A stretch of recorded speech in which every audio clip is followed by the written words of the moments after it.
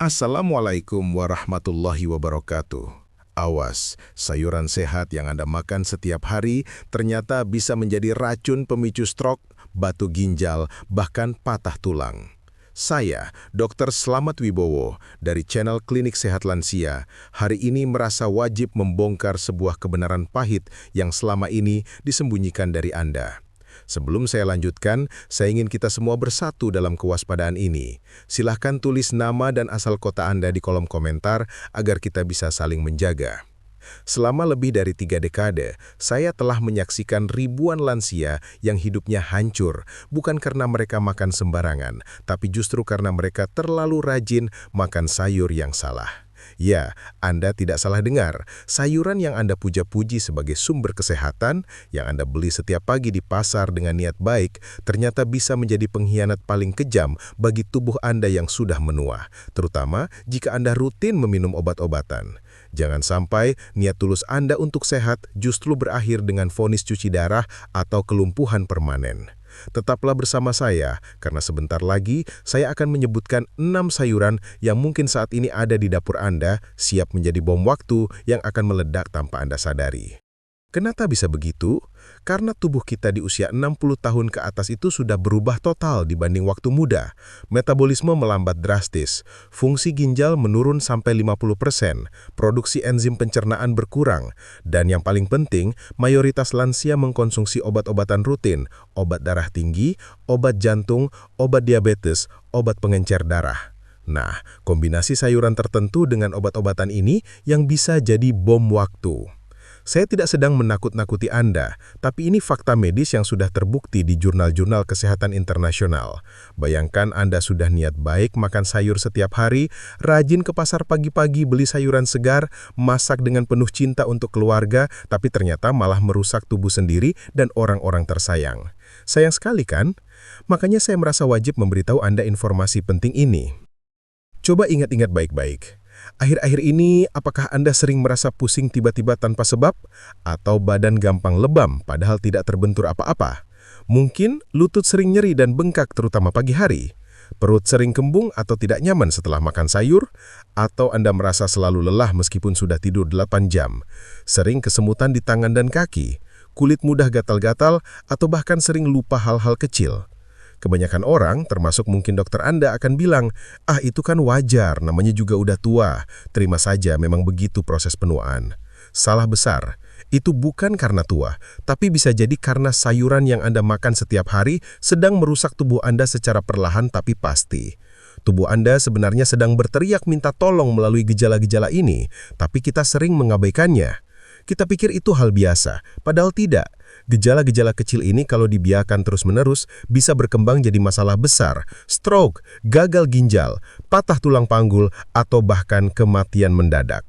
Saya sudah melihat terlalu banyak kasus seperti ini dan saya tidak ingin Anda jadi korban berikutnya. Saya ceritakan kasus nyata yang tidak akan pernah saya lupakan. Ada pasien saya, namanya Pak Suryanto, 65 tahun, mantan kepala sekolah yang sangat disiplin dalam menjaga kesehatan. Orangnya rapi, teratur, tidak merokok, tidak minum alkohol, rajin olahraga jalan pagi.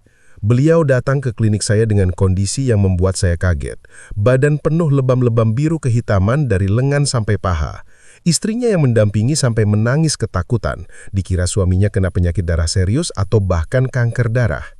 Dok, suami saya kenapa? Kami sudah ketiga dokter tapi tidak ada yang bisa kasih jawaban pasti. Saya takut kehilangan dia, dok, kata istrinya dengan suara bergetar. Saya langsung periksa lab lengkap, darah, trombosit, fungsi hati, fungsi ginjal, bahkan tumor marker. Semuanya normal, tidak ada tanda-tanda penyakit berbahaya.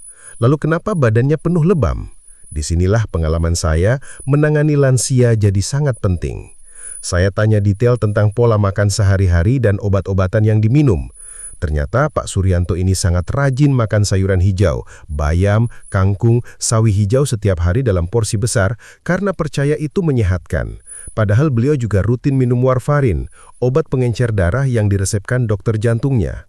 Kombinasi sayuran tinggi vitamin K dengan warfarin inilah biang keroknya. Vitamin K membekukan darah. Warfarin mengencerkan darah. Dua-duanya saling bertarung di dalam tubuh, membuat sistem pembekuan darah kacau total. Sekarang bayangkan kalau lebam ini terjadi di dalam tubuh yang tidak kelihatan.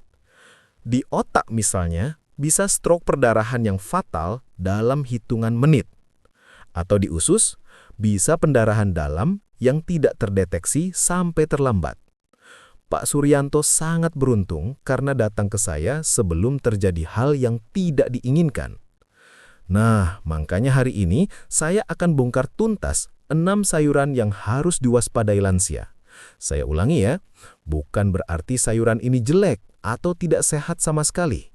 Sayuran-sayuran ini sebenarnya sangat baik untuk orang muda atau orang dewasa yang tidak punya masalah kesehatan khusus. Tapi, kombinasinya dengan kondisi tubuh lansia yang sudah berubah, ditambah obat-obatan yang diminum setiap hari, ditambah penyakit-penyakit yang sudah ada, itulah yang membuatnya berbahaya. Jadi, ini bukan tentang sayurannya yang buruk, tapi tentang timing yang salah, porsi yang berlebihan, cara masak yang tidak tepat, dan kombinasi dengan obat yang berbahaya. Siap untuk tahu yang mana saja? Catat baik-baik, screenshot layarnya kalau perlu, atau ajak keluarga Anda nonton bareng, karena informasi ini bisa menyelamatkan hidup Anda atau orang-orang yang Anda sayangi. Mari kita mulai dari sayuran pertama yang pasti akan mengejutkan Anda. Sayuran pertama yang harus Anda waspadai, bayam. Ya, bayam. Kaget ya? Padahal dari kecil kita sudah dididik bahwa bayam itu sayuran super. Ingat Popeye yang jadi kuat setelah makan bayam? Kita percaya bayam bikin tulang kuat, bikin darah banyak, bikin badan sehat. Memang benar, bayam kaya zat besi, vitamin, dan mineral. Tapi tunggu dulu, ada sisi gelap bayam yang tidak pernah diceritakan ke kita. Bayam mengandung oksalat dalam jumlah sangat tinggi, salah satu yang tertinggi di antara semua sayuran. Oksalat ini adalah musuh bebuyutan kalsium. Begini cara kerjanya. Anda minum susu, makan ikan teri, atau konsumsi suplemen kalsium dengan harapan tulang jadi kuat. Tapi di saat bersamaan, Anda juga makan bayam yang oksalatnya langsung mengikat kalsium itu. Hasilnya apa? Kalsium tidak bisa diserap tubuh dan langsung dibuang lewat urin. Sia-sia. Lebih parah lagi, oksalat yang menumpuk di ginjal akan mengkristal dan membentuk batu ginjal. Batu ginjal ini sakitnya luar biasa, seperti ditusuk pisau dari dalam, kata pasien-pasien saya. Dan untuk lansia dengan fungsi ginjal yang sudah menurun, resiko ini meningkat berkali lipat. Bayangkan, ginjal Anda yang sudah bekerja keras selama 60 tahun lebih, sekarang harus berhadapan dengan kristal-kristal tajam yang merusaknya dari dalam. Ibu Siti, 62 tahun mantan guru TK yang sangat perhatian dengan kesehatan, adalah contoh nyata korban bayam. Beliau datang ke saya dengan wajah pucat menahan sakit. "Dok, saya tidak bisa kencing, rasanya sakit sekali," keluhnya sambil memegang pinggang. Setelah USG, ternyata ada batu ginjal sebesar kelereng. Yang bikin saya sedih, Bu Siti ini orangnya sangat disiplin menjaga kesehatan. Setiap hari makan bayam, pagi sayur bening bayam, siang tumis bayam, kadang sore jus bayam dicampur buah. Saya pikir saya sudah melakukan yang terbaik untuk tubuh saya, Dok. Saya baca di internet bayam itu superfood, makanya saya makan setiap hari. Ternyata saya malah meracuni diri saya sendiri, kata Bu Siti dengan mata berkaca-kaca. Beliau harus operasi untuk mengeluarkan batu ginjalnya. Biaya puluhan juta, belum lagi rasa sakit dan trauma yang dialami. Setelah saya edukasi, Bu Siti sekarang masih makan bayam, tapi hanya seminggu sekali, dalam porsi secukupnya, dan harus dimasak matang. Tidak boleh lalapan atau jus bayam mentah. Oksalat berkurang drastis kalau bayam direbus dengan air banyak dan airnya dibuang. Jadi kalau Anda penggemar bayam, ingat, maksimal 2 kali seminggu, porsi secukupnya, dan harus dimasak matang. Jangan pernah makan bayam mentah atau setengah matang. Sayuran kedua yang harus diwaspadai, kangkung. Ini sayuran favorit jutaan orang Indonesia karena murah, mudah didapat, dan enak dimasak apa aja. Tumis kangkung belacan, plecing kangkung, cah kangkung. Tapi, tahukah Anda, kangkung punya efek sedatif alias bikin ngantuk yang sangat kuat. Kangkung mengandung senyawa yang mempengaruhi sistem saraf pusat, membuat Anda mengantuk dan lemas. Untuk anak muda yang tidak minum obat apa-apa, efek ini mungkin malah bagus, membantu tidur lebih nyenyak. Tapi, untuk lansia yang sudah minum obat tidur, obat penenang, obat antidepresi, atau obat darah tinggi tertentu, kombinasi ini sangat berbahaya. Efek sedatif kangkung ditambah efek obat bisa membuat Anda terlalu lemas, pusing berputar, kehilangan keseimbangan, bahkan pingsan. Yang paling saya khawatirkan adalah risiko jatuh. Lansia yang jatuh itu bukan main-main, bisa patah tulang panggul, cedera kepala, pendarahan otak. Dan tahukah Anda, 20% lansia yang patah tulang meninggal dalam setahun.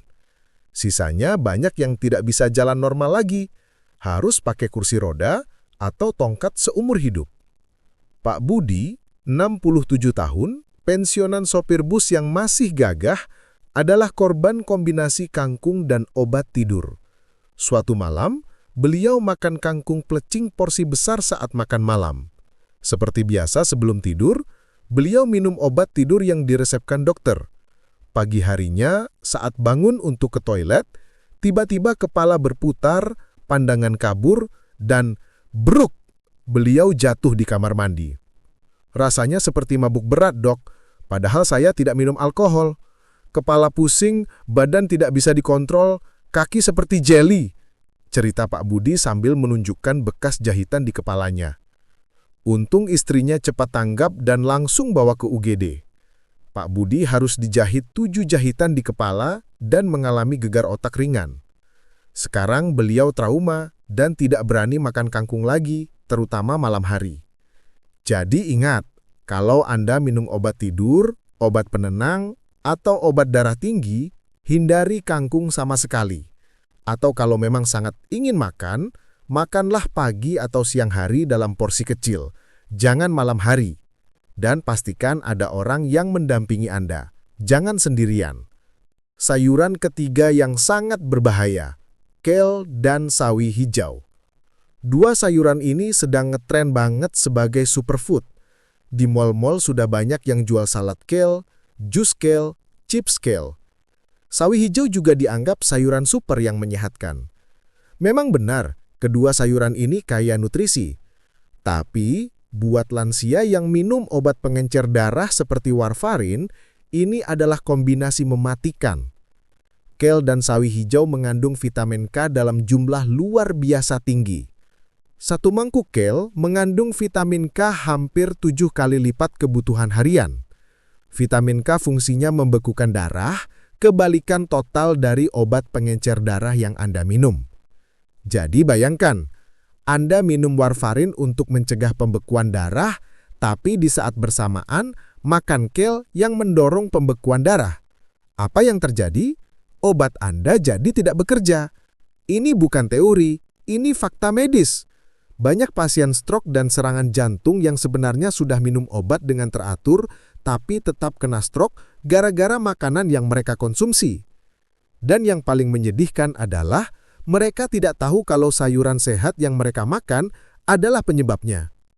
Pak Hendra, 69 tahun, mantan pegawai bank yang selalu hidup teratur, hampir jadi korban. Beliau punya riwayat atrial fibrillation atau gangguan irama jantung yang meningkatkan resiko stroke. Dokter jantungnya meresepkan warfarin yang harus diminum setiap hari. Pak Hendra sangat patuh minum obat, tidak pernah lupa sehari pun.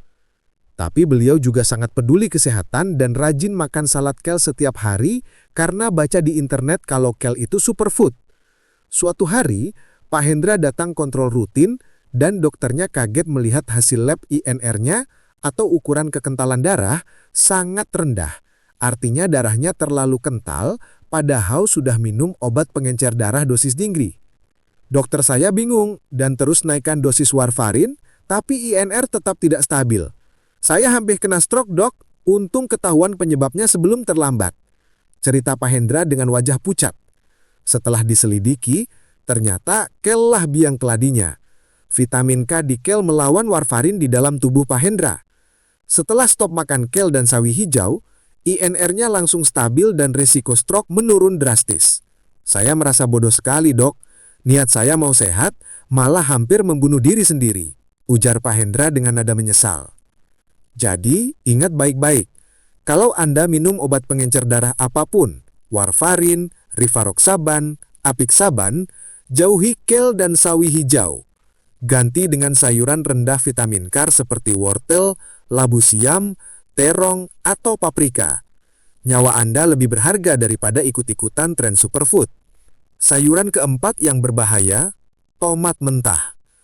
Tomat segar memang menyegarkan, enak untuk lalapan, salad, atau jus.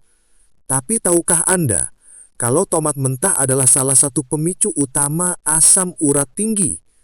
Tomat mentah mengandung purin yang cukup tinggi. Purin ini di dalam tubuh akan diubah jadi asam urat. Untuk lansia yang metabolismenya sudah lambat dan fungsi ginjalnya menurun, asam urat ini menumpuk dan mengkristal di persendian. Asam urat itu sakitnya luar biasa. Pasien-pasien saya menggambarkannya seperti ditusuk ribuan jarum panas dari dalam. Sendi yang paling sering kena adalah jempol kaki, tapi bisa juga lutut, pergelangan tangan, atau siku. Sendi jadi merah, bengkak, panas, dan sakit luar biasa sampai tidak bisa disentuh. Bahkan kena selimut saja rasanya tersiksa. Bu Aminah, 64 tahun, mantan penjahit yang sangat terampil, harus pensiun dini gara-gara asam urat yang dipicu tomat mentah. Beliau sangat suka lalapan dan tomat mentah adalah favoritnya. Setiap makan selalu ada tomat mentah. Pagi dengan nasi uduk, siang dengan ayam penyet, malam dengan ikan bakar. Saya suka tomat karena segar dan mengandung likopen yang katanya bagus untuk kesehatan, ceritanya. Suatu malam, Bu Aminah terbangun dengan rasa sakit luar biasa di jempol kaki kanannya. Rasanya seperti jempol saya mau meledak, Dok. Sakit, panas, berdenyut-denyut. Saya sampai menangis dan tidak bisa tidur semalaman, kenangnya. Hasil lab menunjukkan asam uratnya 11, normal maksimal 6 untuk wanita. Setelah saya investigasi pola makannya, ternyata tomat mentah adalah pemicu utama. Setelah berhenti makan tomat mentah dan beralih ke tomat yang dimasak, asam urat Bu Aminah turun drastis dan tidak pernah kambuh lagi. Kalau saya tahu dari dulu, saya tidak akan menyiksa diri sendiri bertahun-tahun, ujarnya sedih. Yang perlu Anda tahu, tomat yang dimasak jauh lebih aman karena proses pemasakan mengurangi purin secara signifikan. Plus, likopen dalam tomat justru lebih mudah diserap tubuh kalau tomat dimasak. Jadi, kalau mau makan tomat, masaklah dulu jadi saus, sup, atau tumisan. Jangan mentah. Sayuran kelima yang mengejutkan, brokoli mentah. Brokoli memang sayuran super yang kaya antioksidan, vitamin C, dan serat. Tapi, brokoli mentah atau setengah matang mengandung goitrogen, zat yang mengganggu fungsi kelenjar tiroid. Tiroid adalah mesin metabolisme tubuh Anda. Kalau tiroid terganggu, seluruh sistem tubuh kacau. Gejala gangguan tiroid pada lansia sering tidak terdeteksi karena mirip dengan penuaan normal. Badan lemas terus, berat badan naik terus, rambut rontok parah, kulit konstipasi. Padahal ini bukan penuaan normal, ini gangguan tiroid yang bisa diobati. Sayangnya, banyak lansia yang malah memperparah kondisi tiroidnya dengan rutin makan brokoli mentah. Pak Ahmad, 66 tahun, mantan teknisi elektronik yang biasanya energik, datang ke saya dengan keluhan yang klasik. Dok, saya merasa seperti bukan diri saya lagi. Badan lemas terus, berat badan naik 10 kg dalam 6 bulan, padahal makan sedikit. Rambut rontok parah, dan yang paling parah, saya jadi pelupa, keluhnya frustrasi. Sayuran keenam yang harus diwaspadai, terong. Mungkin ini yang paling mengejutkan karena terong sepertinya sayuran yang tidak berbahaya, terong balado, terong goreng, terong Belanda, semua enak dan populer. Tapi, terong mengandung solanin, zat alkaloid yang bisa memicu peradangan hebat pada persendian.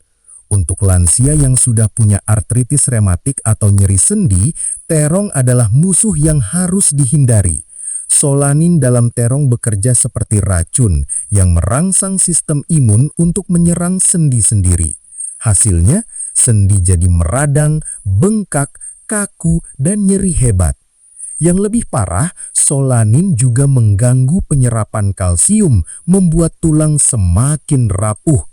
Ditambah lagi, terong bisa menyebabkan gangguan pencernaan pada lansia, perut kembung, diare, mual, dan kram perut. Bu Darmi, 63 tahun, mantan pedagang sayur di pasar yang sangat aktif, harus berhenti berdagang gara-gara nyeri sendi yang tidak tertahankan. Ironisnya, sebagai pedagang sayur, beliau sangat suka makan terong karena mudah didapat dan murah. Setiap hari saya makan terong, Dok. Pagi terong goreng, siang terong balado, kadang malam juga terong. Saya pikir sayur itu pasti sehat. Ceritanya sambil memijat lututnya yang masih sering nyeri. Setiap kali makan terong, keesokan harinya lutut Bu Darmi pasti bengkak dan nyeri. Tapi beliau tidak pernah menghubungkan keduanya. Saya pikir nyeri lutut saya karena terlalu banyak jongkok waktu dagang. Ternyata setelah dokter suruh stop makan terong 2 minggu, lutut saya jauh lebih baik. Sekarang saya tidak berani sentuh terong lagi, ujarnya dengan nada lega tapi juga menyesal karena terlambat tahu. Yang perlu dipahami, tidak semua orang sensitif terhadap solanin, tapi untuk lansia dengan masalah sendi, lebih baik hindari atau batasi terong. Ganti dengan sayuran lain yang lebih aman, seperti oyong, labu siam, atau zucchini, yang teksturnya mirip tapi tidak mengandung solanin. Sekarang pertanyaannya, terus kita makan apa dong? Tenang, jangan panik. Masih banyak sayuran yang aman dan menyehatkan untuk lansia. Misalnya, wortel, sangat baik untuk mata dan tidak mengganggu obat apapun. Labu siam, rendah purin dan oksalat, aman untuk ginjal dan sendi. Oyong, bagus untuk pencernaan dan tidak bikin ngantuk. Tauge, kaya protein nabati dan mudah dicerna. Selada air, rendah oksalat tapi tetap kaya nutrisi. Timun suri, menyegarkan dan aman untuk asam urat. Paprika, kaya vitamin C tapi rendah vitamin K. Kuncinya adalah variasi dan moderasi. Jangan makan sayuran yang sama setiap hari. Rotasi menu sayuran Anda. Hari ini wortel, besok labu siam, lusa oyong, dan seterusnya. Dengan begitu, Anda dapat nutrisi lengkap tanpa resiko penumpukan zat berbahaya. Dan yang paling penting, masak sayuran dengan benar. Kebanyakan zat berbahaya dalam sayuran bisa dikurangi dengan pemasakan yang tepat. Mulai hari ini, lakukan audit dapur Anda. Buka kulkas, lihat sayuran apa saja yang ada. Kalau ada 6 sayuran yang saya sebutkan tadi, tidak perlu langsung dibuang, tapi mulai kurangi porsinya secara bertahap. Kalau biasanya makan bayam setiap hari, kurangi jadi 2 kali seminggu. Kalau suka kangkung malam hari, pindahkan ke siang hari. Kalau rutin makan kil mentah, ganti dengan wortel atau paprika. Catat juga obat-obatan yang Anda minum. Konsultasikan dengan dokter atau apoteker tentang interaksi obat dengan makanan. Jangan malu bertanya, ini menyangkut kesehatan Anda. Dokter yang baik akan senang kalau pasiennya aktif dan peduli dengan kesehatannya sendiri. Bawa catatan ini saat kontrol rutin dan diskusikan dengan dokter Anda. Yang paling penting, dengarkan tubuh Anda. Tubuh selalu memberikan sinyal kalau ada yang tidak beres.